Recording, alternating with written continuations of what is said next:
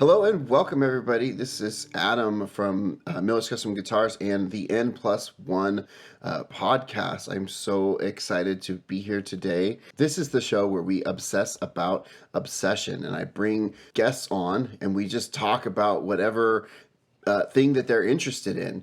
And today I am joined by a really interesting guest. Him and I have communicated a couple times and interacted a couple times on the internet and started to become friends a little bit. And he is the moderator of a Facebook group that I joined because I wanted to get more information about how to grow my YouTube channel. And I mostly needed questions answered. And so I went onto Facebook and I was like, I need a community of people that can help me answer questions about running a YouTube channel. And then popped up. The Facebook group was YouTubers Grow Together. And I joined up and I've found it to be a great community of people that are there to answer questions and to provide feedback. And the admin of that channel is here with us today. It's Adam Mellor. Adam, welcome. How you doing? I'm good. And I'm smiling by the fact that we have the same name. So yeah, Miller to Mellor. Yeah. That's not confusing. I don't know what is. I think as I record these podcasts and everything, I'm definitely gonna because I have on my list of invites, I have a number of different Adams, so I'm definitely gonna make the Adam playlist when it gets going. So one thing I wanted to real quick before we jumped into everything, I wanted to just talk about the Facebook group, and then I want to spend a lot of time talking about YouTube, like in general, but they're kind of going to be interwoven because I know they're both things that you spend a lot of time on. So where did you get the idea for that Facebook group? So the interesting thing about the Facebook group is, so I created the group that I wanted but couldn't find. But what turns out is it was also what everyone else was looking for. Thankfully, that was the case, and that's why it performed so well. Right. But I created my YouTube channel and I got on Facebook, and there were all these groups that were they were completely dead. There was no actual interaction from members or from an admin, and you would just post your videos and they would get no interaction whatsoever. Or there were these other groups, some of them even run by creators that I respect, that were so locked down that you couldn't share anything of yours. And I would make posts I thought were very safe, very professional, and they would still get removed. And so I was like, okay, I can't do this. I've got to make my own group. And so I created the group. And what's funny is the name. Sometimes I think people get confused because when they see the name, they think maybe it's like a sub for sub group, right. And it's not. And I do not tolerate that at all. Right. You are gone instantly. Right. And but I think that attracts a lot of people to the group, and just I have to filter out some people that aren't willing to follow the rules. But anyway, yeah, I think people love the group because they have a connection to me, and I reply to comments, and I promote other people's channels and stuff, and they just love it. What's interesting is I remember when the group was really at its hottest point, I was making a post early in the morning.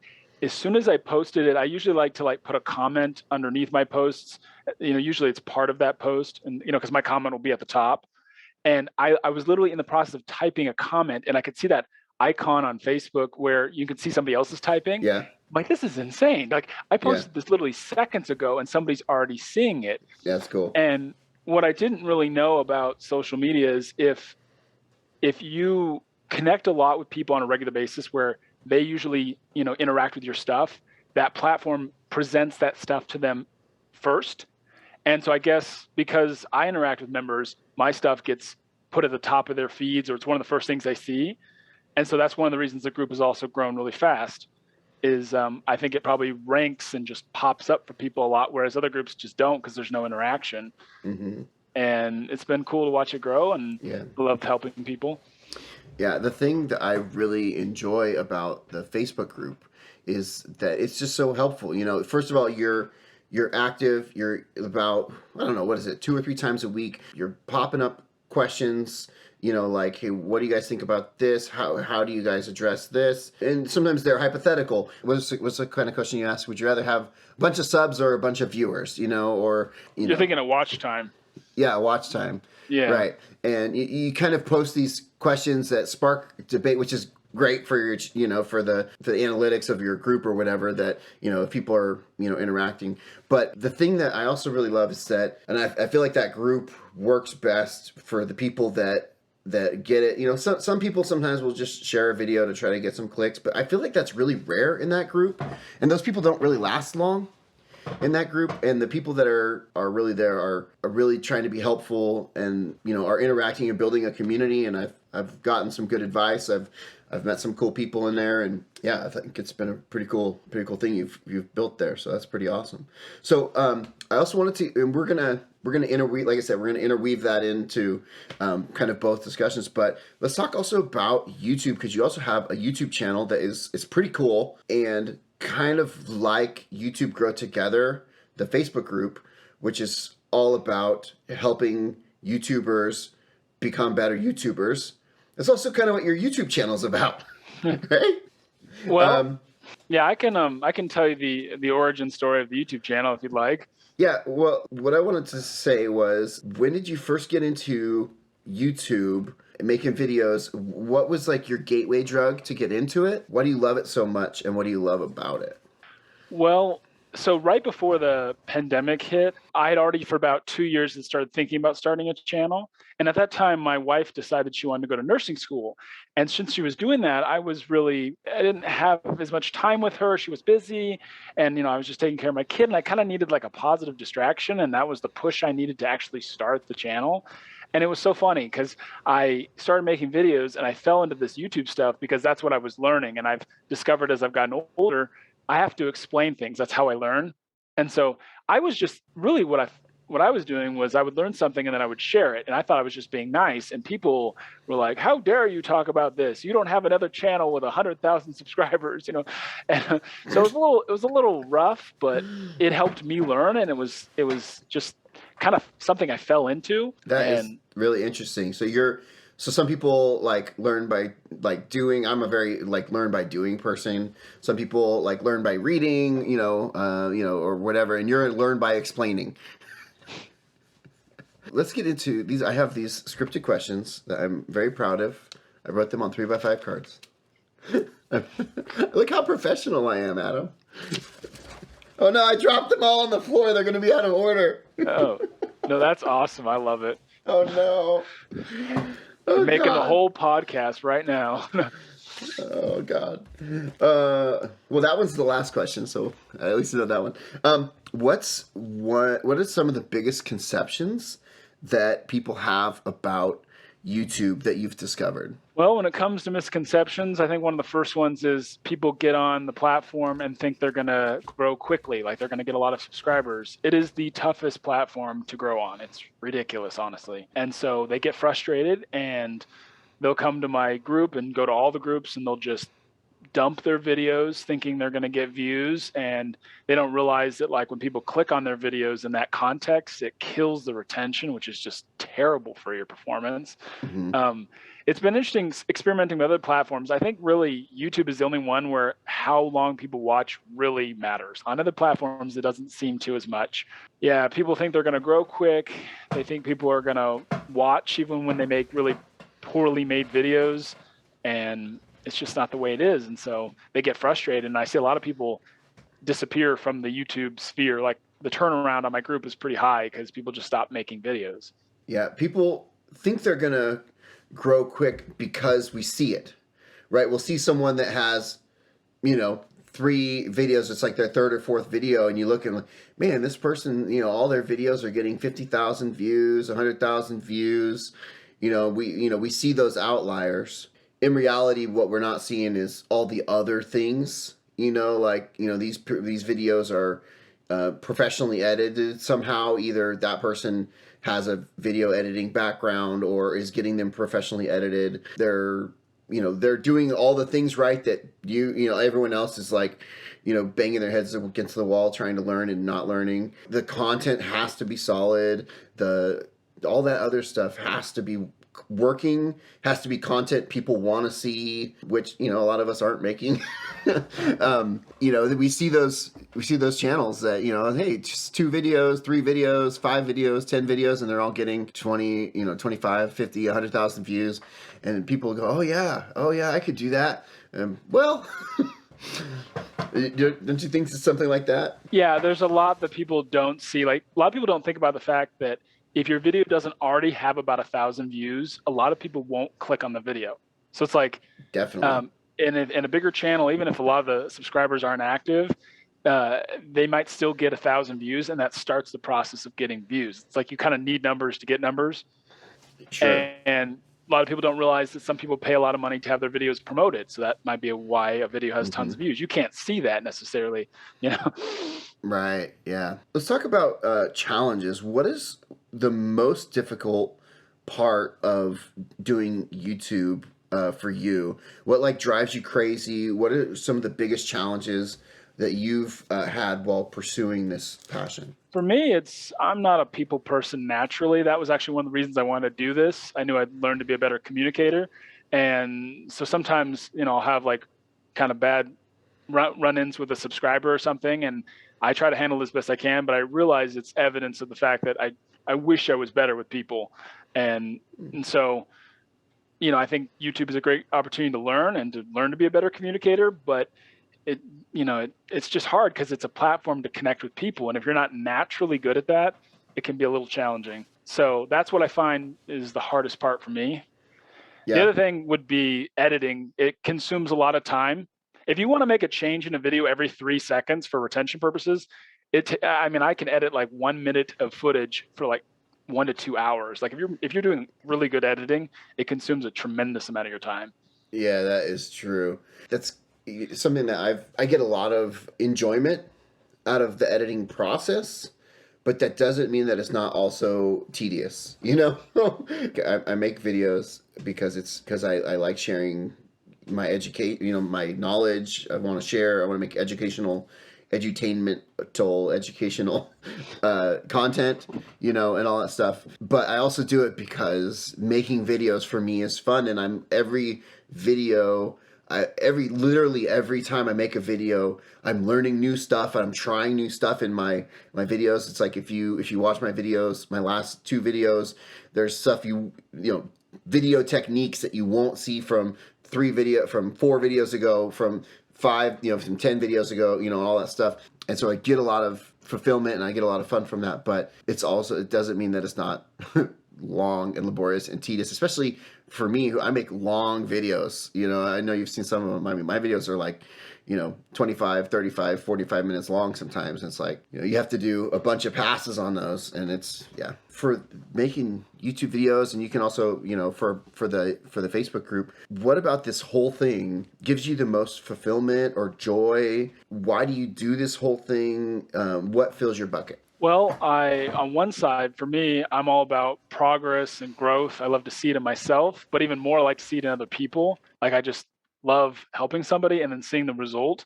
And I think that's where I get the most fulfillment out of all of this. But I also just see the power in the platform, the ability to make money, help people, make a difference, or simply just express yourself. Like it's very therapeutic, I feel like, to have a social media presence and you can share how you feel about things. I Yeah. guess that's it for me. Yeah. Interesting. What about do you have any like guilty pleasures? Like something that if other people like caught you doing it, they might think less of you or look down on you, but you don't care and you do it anyway because you love it, or I don't know. Do you have anything like guilty pleasures? Well, I mean, refreshing my analytics every 5 minutes. I mean, we all fall into that one. Oh, totally. So that's definitely part of it. Oh my gosh. And I think the other problem that I run into is, so especially in my niche, requires a lot of research and testing. And Oh, really, the more time I spend preparing to make a video, the better the content will be. And so I'll often catch myself being kind of disengaged with what's going on because I'm on my phone researching and studying, and I just might not be participating in what's happening around me. And people are like, really? yeah. That refreshing thing.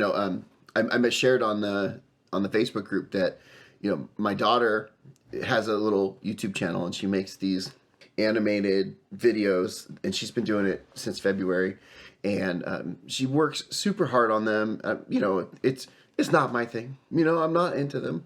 I give her a sub. I click the videos, but you know, it's not my thing, right? I'm proud of her because she works super hard on it, and she cares a lot about them, and she's been publishing these videos since February. She was doing it every week for a while because she had a backlog of them stored up, and then once the backlog got stored up, used, then she's like, okay, I'll do it every other week, whatever. But anyway, so she's making these videos, and they're all getting like 8 views, 13 views, 15 views, and most of them are me and my wife, you know.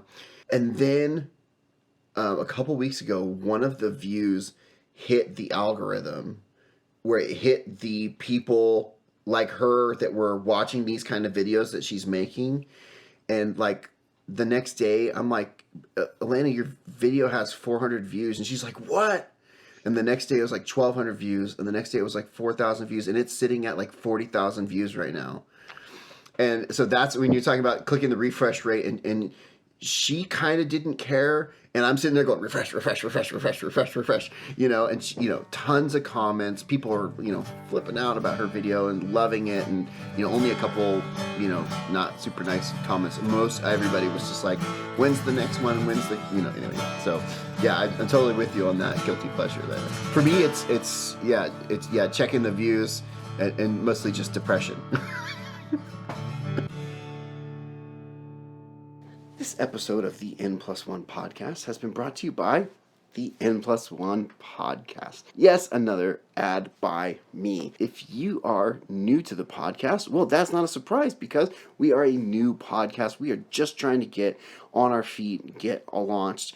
And if you are listening to these first few episodes and you are enjoying them, hey, you know what? You can show your support for this podcast by going into your podcast feed and clicking follow or subscribe, or however your podcast feed handles that. Go ahead and give us a follow. We would really appreciate that. You could also go in and share this podcast with your friends and families and coworkers, or whoever you think might enjoy a podcast like this, where we talk about just interesting things that are out there in the world. We're going to have a bunch of great guests on in the future. I'm really excited about what is coming up. If you're on YouTube, you can just go ahead and click subscribe. You can give us a like or a thumbs up. That would be great. We'd really appreciate it. One more thing I wanted to do just for fun. As we go into these upcoming episodes, I'm going to be doing a lot of interviews, and that's going to be a lot of editing. And because of that, I recently hired my teenage daughter to help me do some of the editing, especially the first draft of the editing on some of these interviews. As I mentioned in today's podcast, when I talked to Adam Mellor, this same daughter has a YouTube channel. And as a part of the sponsored segment for this episode, I thought it might be fun to just plug her channel. So why don't you, if you're on YouTube, go and check out my daughter's YouTube channel. It's called The Starlight Gang. She does little videos featuring the Afton family from Five Nights at Freddy's. She makes them on her phone using the Gotcha Club app. She has a lot of fun making those videos and works really hard on them. And she's been getting a lot of views lately and getting some traction. But yeah, if you'd be interested in seeing that, she works really hard on those. Go hit her up and tell her that the N+1 podcast sent you over there. Anyway, that's it for sponsored segment today. Now, without further ado, back to the interview. Have you had see, this is where my things are out of order, so you got to move these forward. Do you have any like notable like bad experiences or like train wrecks that you can recall during your time during YouTube, like maybe like a really bad interaction with a commenter, or like a video that maybe you had to pull or something? Or do you have anything like that? Yeah, I can think of a few things. One mistake that I made when I first started was I commented a lot on videos, and I would just talk with people below the video. And I thought, oh, like, one, this is a great way to be a part of the community. You know, it's a way to learn. And I was noticing that some people chose to subscribe to the channel just on their own. They'd find my channel and be like, oh, I want to follow this. And so I kept doing it. Well, I think I annoyed some of the bigger creators in my niche and never got, like direct evidence of that. But I was just like, So if I ever start another channel, I'm not going to interact with anybody on the channel, because I think of a channel as a place where you put content and people that want it will consume it. And so I wasn't growing, I guess, technically 100% organically by all this interaction. And I'm wondering if it hurts your channel in some ways. Like, it's kind of like there's some pluses and some minuses in that way. And Really? so kind of have to be careful with promoting a channel. Like, I feel like the one that I'm on right now, it makes sense to share because, it's supposed to be a community of people that want to grow.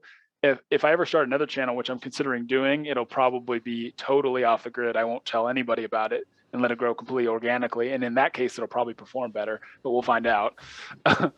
Yeah, interesting. Yeah, that is very interesting. Yeah, are you talking about? So you're talking about interaction in the comments of your video? No, comments of Uh, other creators' videos. oh, okay, I didn't really understand that that's their space. And even if your got comments it. are super nice and genuine, sincere, you're just talking to people, it can piss them off because they're getting all these notifications, and it's their space, it's their channel. And so I wish I would have been a little more conscientious of that. And then I guess the other thing was, before I started my channel, I remember telling myself, it's like, all right, you need to make sure that you show somebody your videos before you upload them. You need to make sure that they're ready before you upload them. Don't cut any corners. And then of course I threw it right out the window and tried to make videos. And so my first videos are terrible, and I should have just shown them to somebody because they would have been like, this is terrible. And I would go redo it, and at least the video would have been better. Mm-hmm. And so I feel like those are two areas that I really could have handled better and led to some negative consequences, just bad comments or just feeling bad about the content. Speaking about like first videos, right? So I have old YouTube videos where I was playing tutorials for people that were in my band at church. I was like, hey, this is how you play the parts, and I would just post those there so they could watch them. And so those are like super old. But when I actually started making YouTube videos, it was about a year and a half ago, and I was just like, I had some guitar, because I have a side business where I service guitars, and I had a customer wanted me to swap some parts out, and I was like, this is interesting. I'm just going to shoot some clips, right? Edited the whole thing together, sent it out into the world. And that was my first, when I started doing this stuff. And, things kind of got bigger and bigger from there. Now here I am about a year and a half later. But eventually I went back and looked at the source files of that. And I had 4 video clips that I used to make that video. And that's my highest performing video. I think I have 13 or 14,000 views on that video. So people are interested in that topic, and it's got a pretty good narrative story. Like I go back and watch it sometimes. I'm like, okay, what's going on here? Why do people like it? It's got a pretty good narrative arc to it. Even though I just shot the whole thing on my iPhone, you can hear the difference in the clips and all stuff. But I had a video recently where I was doing a whole guitar kit build, and it was like 100 gigs worth of video and over 100 clips, so that's the difference. Literally 4 clips that I edited into a video that got me 13,000 views, and then 100 gigs over 120 clips. Sorry, 100 gigs, 120 clips. I think that one got like 130 views. So anyway, more complex is not always better. No, I disagree. It is better. I like that video way better. I bet. That's my guilty pleasure, man. It's like, and I told you before, you asked for input on editing a script of yours, right? And I warned you then. It's like, hey, when I'm in my writing, I tend to be wordy, and it's like that's just how I am. That's just who I am. It's like I'm kind of a more is more person, So, what about DIY? Do you have any techniques or tricks of the trade, or maybe tools in your toolkit that you've developed yourself? Maybe something you haven't seen other people do, or something you've taught yourself to do and no one really taught you. I guess YouTube, we're all teaching ourselves, really. But maybe it seems like your way seems like a better way than you're seeing other people do it. Yeah, I have a few thoughts about this. One is, in most cases, I would encourage people to use Apple electronics when they create YouTube videos, because you can just, airdrop your files to yourself.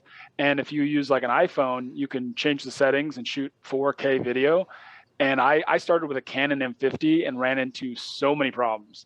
And so I think when in doubt, there are definitely exceptions, make sure the technology you choose makes file transfer easy and, compatibility issues to a minimum.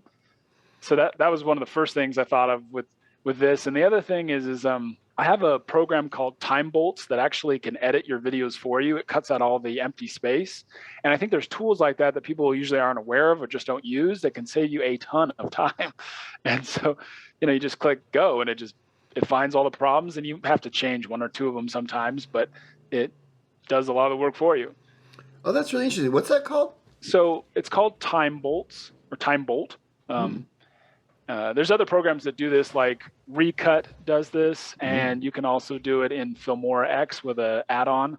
So, if you can find ways to save time, like I think one thing I'd recommend to new creators is strongly consider having someone that's a professional make your thumbnails for you, because unless you come to YouTube with design skills, specifically for such a small canvas like a thumbnail, it's unlikely that you'll make a successful thumbnail.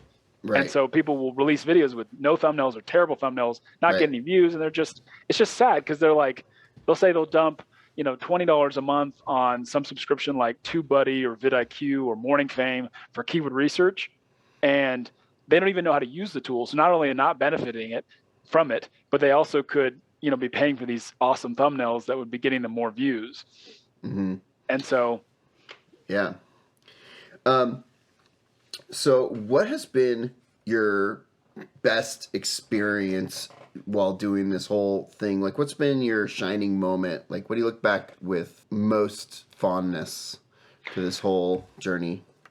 Well, I remember making a video. I don't create this type of content anymore, but I tried out making animated videos on the channel for a little just to see if I liked it. It's no longer on the channel publicly available because it's not the format I use, but I made this video.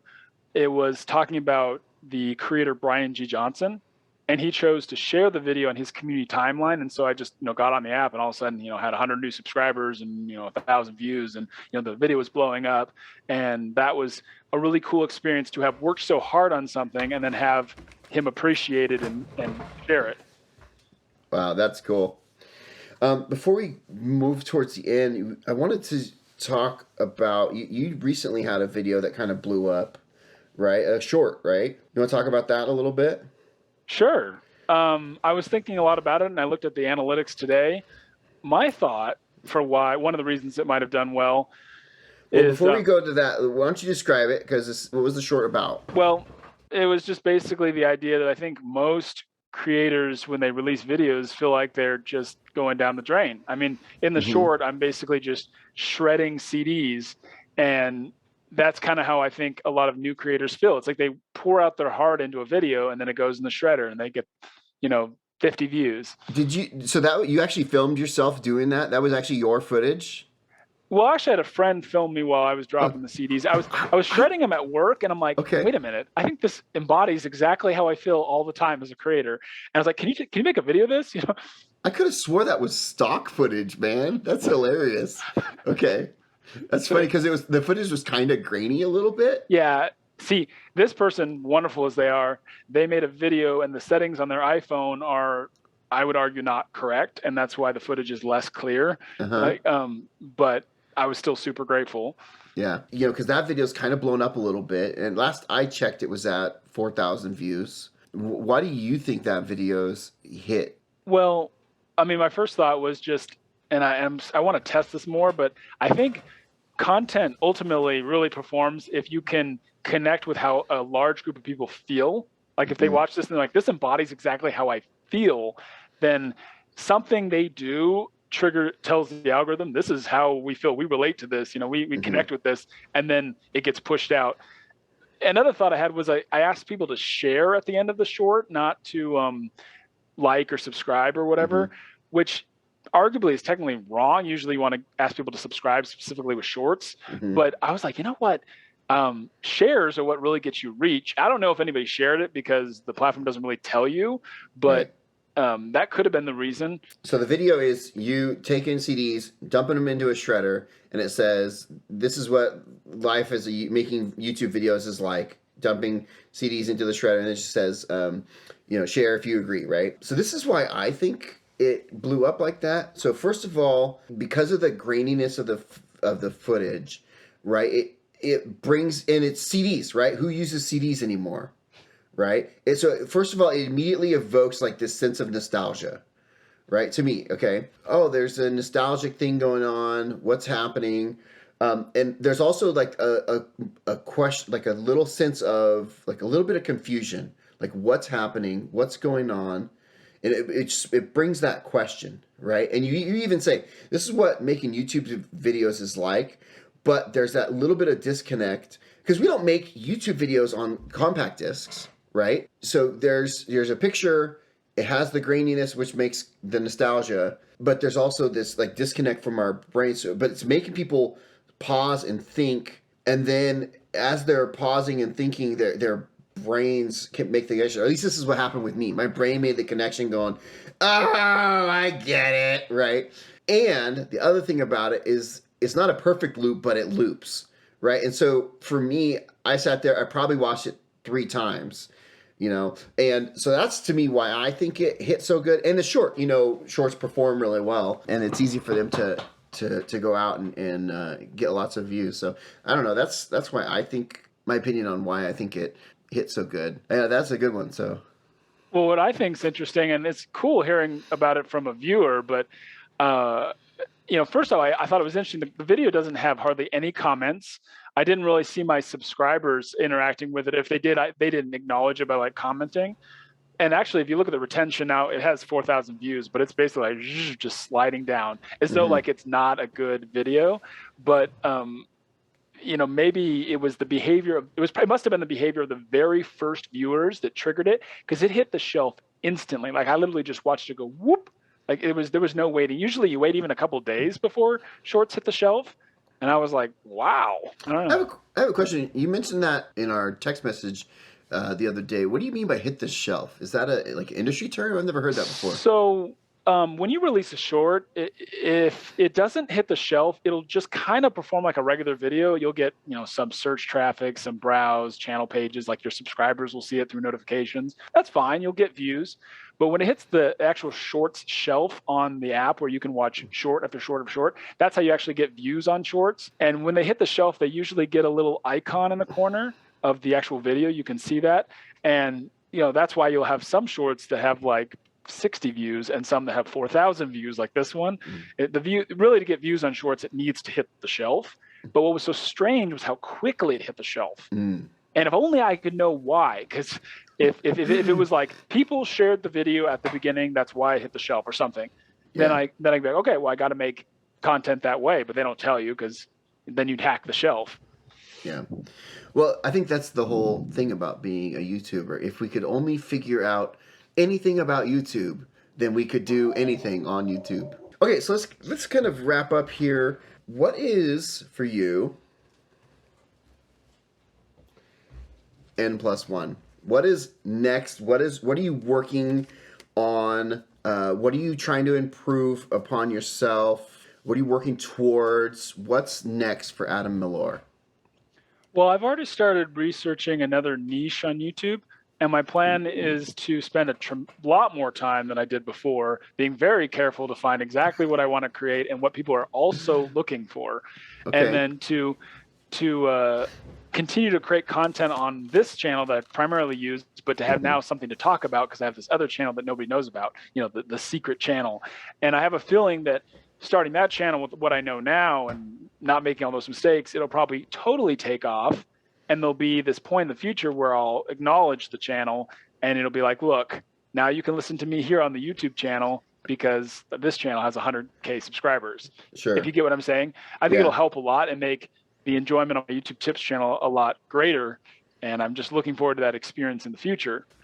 Anyway, so closing thoughts, and you kind of touched on this earlier. What would you tell someone that's new to YouTube, that is wanting to start a YouTube channel, considering getting into it? Where should they start? What should they skip? Where should they focus their attention? Where should they spend their money? And where should they not spend their money? If someone was coming to you today saying, Adam, I want to start a YouTube channel, like in my heart of hearts, I have an idea. I know what I want it to be about, but I don't know what to do. What advice would you give them? Well, I would tell them to first realize that the key to success on YouTube is credibility and personality. And I made a channel where I didn't have credibility at the time. I hadn't already built a successful channel. And so that made the experience very difficult and not really very enjoyable. So whatever you talk about, like in the case of you do guitars, so you Mm-hmm. have credibility in your niche. Make sure that you have credibility and that you find ways to use your personality in the best way. And then that Mm. would lead into encouraging them to actually get a notebook out and like watch content within the niche they're considering and do real in-depth niche research and ask themselves like, what do I like about this content? What do I not like? And seeing how other people feel about it. Like you can ask other people that consume that type of content and see what they like. Mm-hmm. And then getting a clearer picture on who's actually going to watch your videos when you make them. And then I think from there, as long as the person can focus on not releasing content until it's ready, until it's really a good viewing experience, they're just going to have a more enjoyable experience creating content. And I think people don't realize as long as they release a video about every 7 to 11 days, and as long as it continuously satisfies a niche audience, Mm-hmm. then their channel is going to grow. It's like sometimes they think, oh, I got to release a video every Sunday at exactly 9 a.m. Well, not really. You just need to release a video on a regular basis that continuously satisfies that specific group of people. And if you kind of like gift wrap your content so it's just perfectly for what a particular group of people in the world are looking for, it'll get suggested to them, and once they like it, it'll go from there. It's kind of like understanding the importance of what I've just said that really gets people to take off on the platform. Yeah, and I know that there's a lot of snake oil salesmen out there in YouTube. What kind of things would you tell people to avoid, maybe? When I think of that, I think of just how I feel as a consumer when I listen to a snake oil specialist. It's Right. like I try not to do anything that they do, but I feel like a lot of even YouTube tips creators, I don't think they're really truly sharing what actually helps you grow. Like they give you bits and pieces, but they keep the best stuff to themselves, is how I honestly feel. Because the more I Yeah. consume, the more I notice the holes in the story. Mm-hmm. And I think that's what sets me apart from other creators is I will tell you exactly what I do that works. I will show you my analytics. There's no secrets. I make mistakes along with you. And I think that's what people are looking for is the actual truth. And it's just hard to find.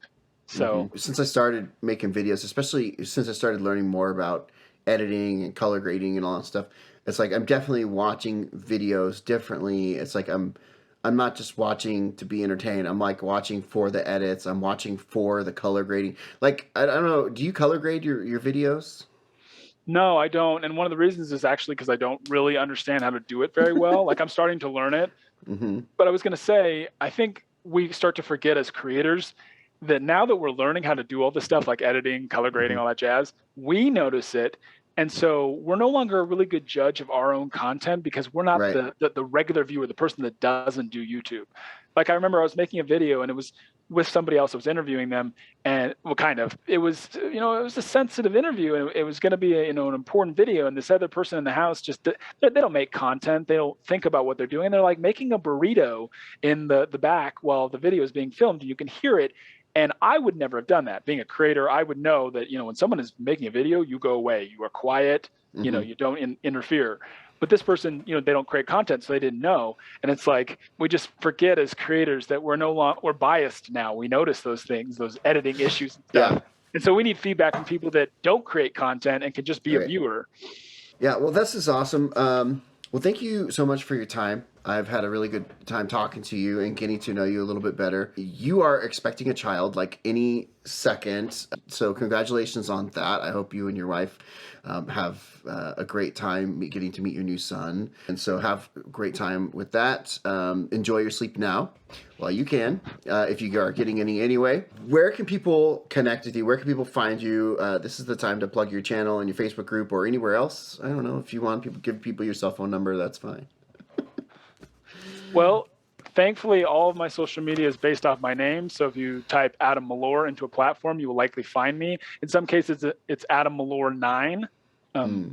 But if you know what I look like and you have my name, then you shouldn't have any trouble finding me on any platform. So Well, awesome. Check out his YouTube channel, especially if you are interested in getting tips on growing your YouTube channel. Don't let his sub count fool you. He's got great content, learning how to run a YouTube channel and understanding the mysterious algorithm as much as we can and all that stuff. And then if you are making YouTube videos, yeah, check out the Facebook group. YouTubers grow together. It's a great community of people that can give you feedback on videos, maybe help you become a better YouTuber. That's a great way to do it. If you are interested in connecting with me, I'm on YouTube, Miller's Custom Guitars. I'm on Facebook, Miller's Custom Guitars, and you can. I would really appreciate it if you, gave this podcast a review, or a share, or a like, or I don't know, however people grow these things. This has been Adam from the N1 N+1 podcast. And until next time, guys, don't be a jerk.